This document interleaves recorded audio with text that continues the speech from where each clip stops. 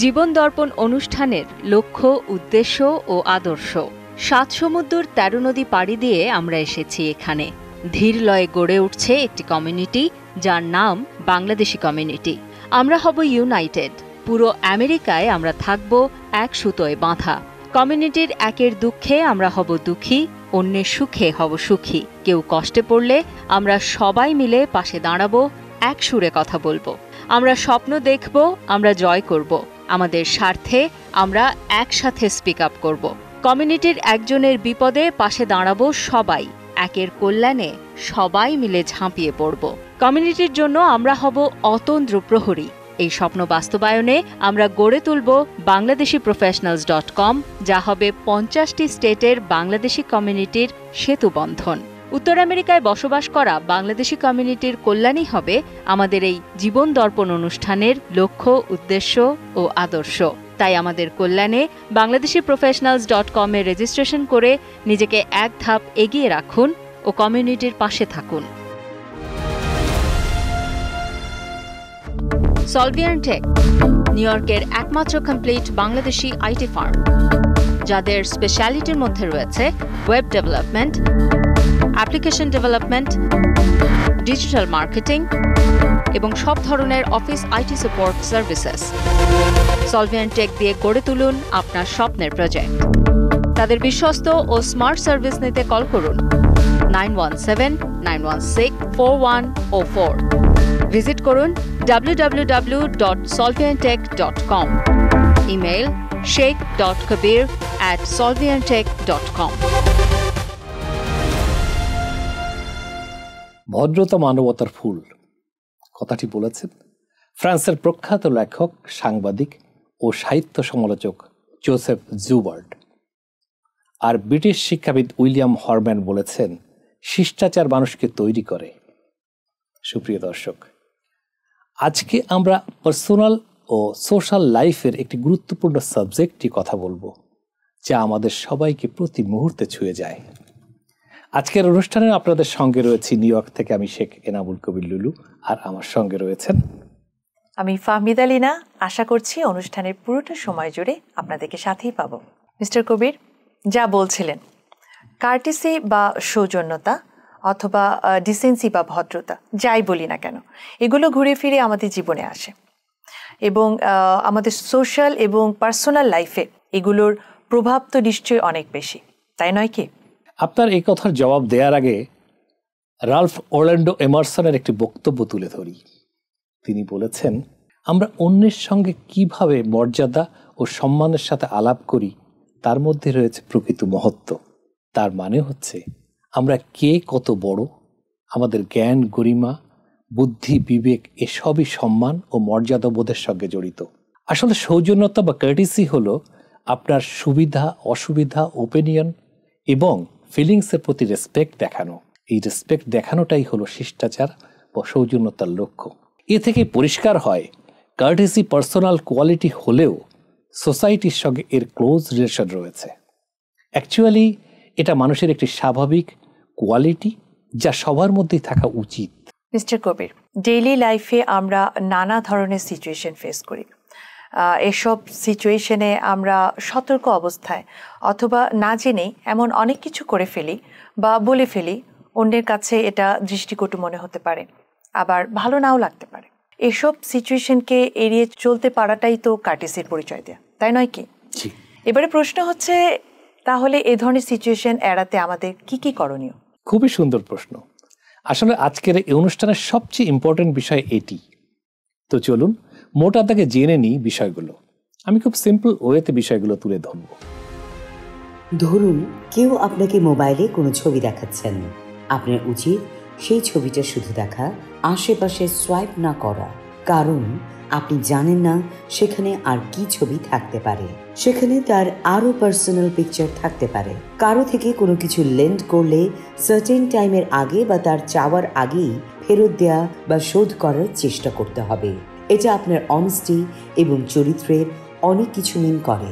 কেউ ট্রিট দিতে চাইলে মেনু কার্ডটা তার দিকেই দিন, তাকেই চয়েস করতে দিন। এক্ষেত্রে সবচেয়ে দামি খাবারটা অর্ডার করা আপনার মোটেই উচিত হবে না। কারো কথার মাঝখানে ইন্টারফেয়ার না করা, কথার মধ্যে ঢুকে না পড়া অনেক বড় ভদ্রতা। এর ঠিক অপোজিট হলো অন্যের কথার মধ্যে ঢুকে পড়াটা হচ্ছে খারাপ অভ্যাস এবং বাজে রকমের অভদ্রতা। কেউ হেল্প করলে তাকে থ্যাঙ্কস বলতে একদম ভুলবেন না, তিনি যে পেশারই হন না কেন। লোকে বলে থ্যাঙ্কস বলতে একদম পয়সা লাগে না। কাউকে টানা দুবারের বেশি ফোন করবেন না। যদি তিনি পিক না করেন, বুঝে নিন তিনি আরও গুরুত্বপূর্ণ কোনো কিছুতে ব্যস্ত অথবা ফোনের আশেপাশে নেই। এমন অবস্থায় ওয়েট করুন, তিনি ব্যাক করবেন হয়তো, অথবা পরে আবার ট্রাই করুন। এটা যদি করতে পারেন তবে অনেক সময়ই অনেক জটিলতা অ্যাভয়েড করতে পারবেন। কাউকে তুই তুকারি করবেন না, তিনি যেই হন না কেন। তুই তুকারি করলে তাতে আমাদের সম্মান বাড়ে না। নিজের অধিকার বুঝে কথা বলুন, নিজেকে সম্মান করুন। মনে রাখতে হবে, আপনি অন্যের সঙ্গে যেভাবে কথা বলবেন, যেমন ব্যবহার করবেন, অপোজিট সাইড থেকেও তেমনই বিহেভ আসবে। নাম্বার 8, ধরুন অনেক দিন পর কারোর সঙ্গে দেখা হলো। তিনি বলতে না চাইলে তার প্রেজেন্ট কন্ডিশন, স্যালারি, ইনকাম এসব জিজ্ঞেস করবেন না। ভালো মন্দ জিজ্ঞেস করেই শেষ করুন। তবে হ্যাঁ, সম্পর্ক খুব ঘনিষ্ঠ হয় যদি, তাহলে বুঝেই কথাগুলো বলতে পারেন। মিস্টার কবির, কার্টিসি নিয়ে দারুণ সব আলোচনা উঠে আসছে। আপনি কি আমাদেরকে এই সম্পর্কে আর একটু কিছু বলবেন? ধরুন অনেকে আছে আমার এটা আছে ওটা আছে বলে নিজেকে বা নিজের জিনিস নিয়ে শো অফ করেন। এটা একদম উচিত না। ফ্যাক্ট হচ্ছে এতে নিজের ছোট মনের পরিচয় প্রকাশ পায়। পসিবল হলে জ্ঞান বুদ্ধি নিয়ে শো অফ করুন, তা থেকে মানুষ কিছু জানতে বা শিখতে পারবে।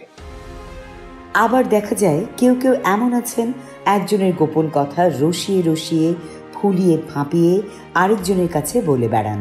এটা করা উচিত নয়, এটা খারাপ মেন্টালিটি প্রকাশ করে। এছাড়া সব ধর্মে এই কাজকে অত্যন্ত খারাপ বিষয় বলে উল্লেখ করা হয়েছে।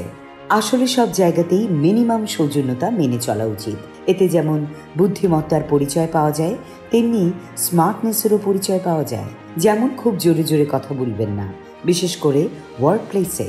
ধূপ ধাপ পা ফেলে না হেঁটে সাইলেন্টলি হাঁটার চেষ্টা করুন। নাম্বার 12, আরও একটি বিষয় বলি। কারো হেল্প নেওয়ার পর থ্যাঙ্কস বলা সৌজন্যতা বোধের ভেতরে পড়ে। আবার কেউ ডিস্টার্ব হলে সরি বলুন।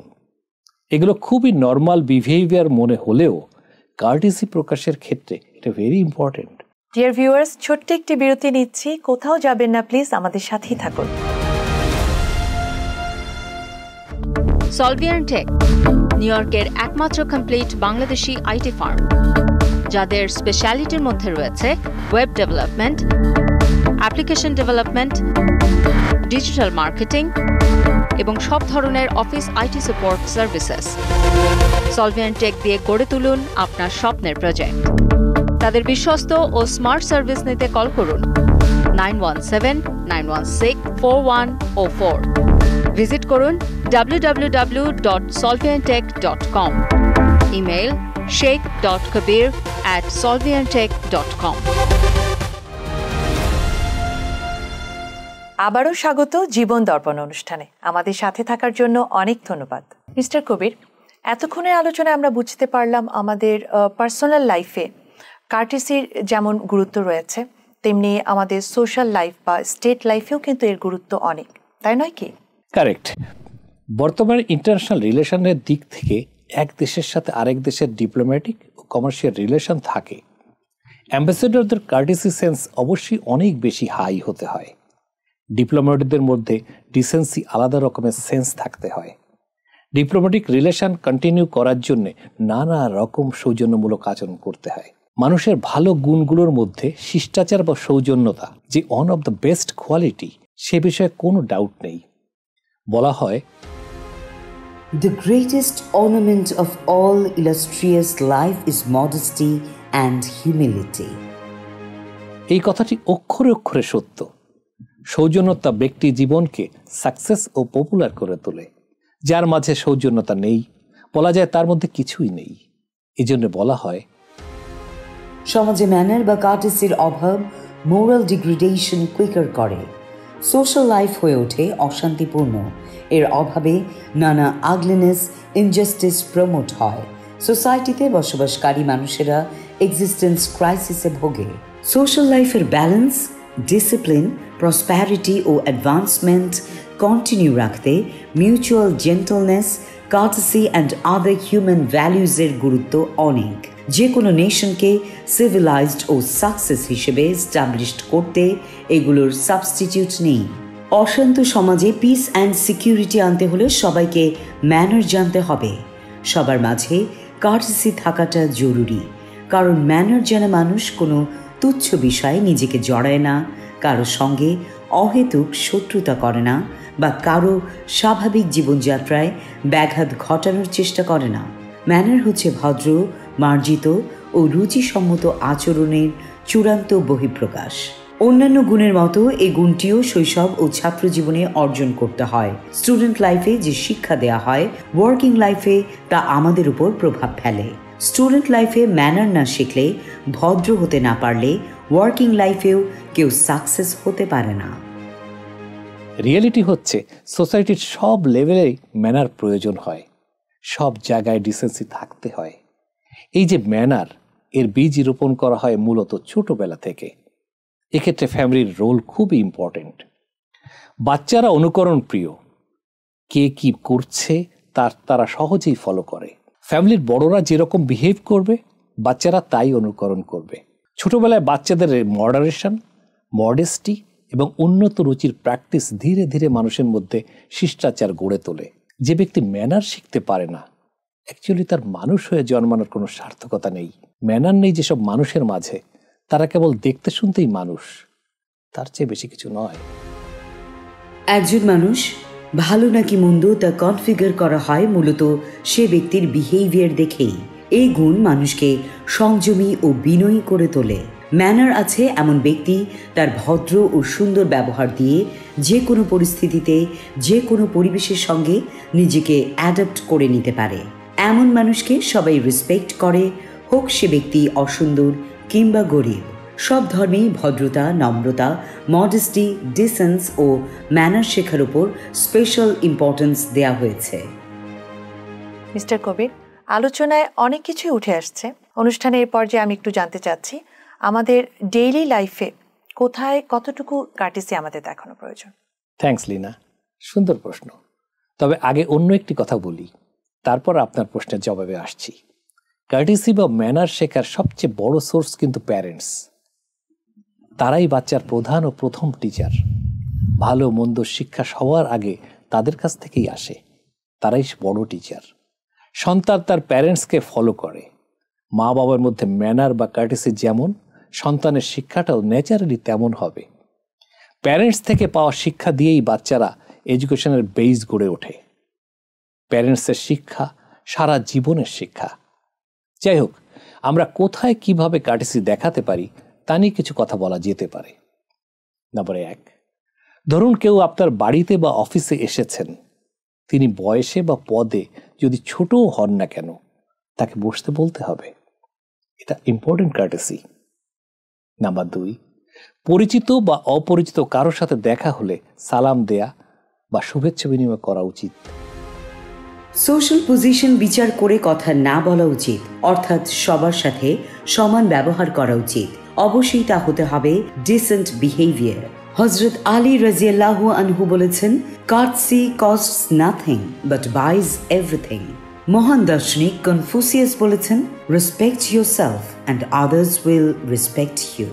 আমরা শিশুদের মৌন শিক্ষায় শিক্ষিত করা নিয়ে যত মাতামাতি করি, যত আগ্রহ দেখাই, তার সামান্য পরিমাণ যদি আমরা তাদেরকে ডিসেন্সি, কার্টেসি শেখাতে চেষ্টা করি, তবে অনেক কিছু বদলে যাবে। সৌজন্যতার হাইস্ট লেভেল হচ্ছে সেলফিশনেস বা স্বার্থপরতা ভুলতে পারা। বাংলা সাহিত্যের কবি কামিনী রায় বলেছেন, পরের কারণে স্বার্থ দিয়া বলি, এই জীবন মন সকলই দাও। বড় মাপের কার্টেসির কারণে পরের জন্য নিজের স্বার্থ ত্যাগ করা সম্ভব হয়। কারো মধ্যে কার্টেসি না থাকলে এমন সেলফ স্যাক্রিফাইসিং সম্ভব নয়। বিনা প্রয়োজনে বা বাজেভাবে হর্ন দেয়া কার্টেসির মধ্যে পড়ে না। যেখানে লাইনে দাঁড়ানো প্রয়োজন, সেখানে লাইনেই দাঁড়াতে হবে। একটু বেশি সময় লাগলে হট্টগোল শুরু করা উচিত নয়। চলতি পথে কারো সাথে একটু ধাক্কা লাগলো তো নির্ঘাত তর্কাতর্কি শুরু হবে। হাতাহাতি, মারামারিও হয়ে যেতে পারে, অথচ দরকার ছিল সরি বলা। আঘাতের মাত্রাটা যদি সামান্য বেশি হয় তাহলে তিনি ব্যথা পেয়েছেন কিনা সেটা জানতে চাওয়া, এসবই সৌজন্যতা। যে কোনো পরিবেশে মানিয়ে চলাটাই স্মার্টনেসের পরিচয়কারী করে।